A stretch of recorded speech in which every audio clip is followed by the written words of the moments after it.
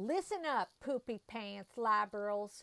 PBS, or as I call it, the Public Broadcasting Satan, is nothing but a radical, left-wing echo chamber for an audience of urbane liberals who look down on rural Americans just because they use phrases like poopy pants. Wake up, America. Big Bird is an abortion-on-demander who's grooming your kids for into being avian sexual deviants. Google it. And before I go, let me say this. The climate change hoax is a communist plot. The United States of Americans needs hot oceans so we can make saltwater taffy.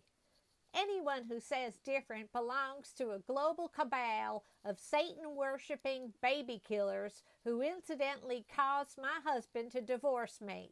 Honest. That's not the Botox or my fifth COVID infection talking.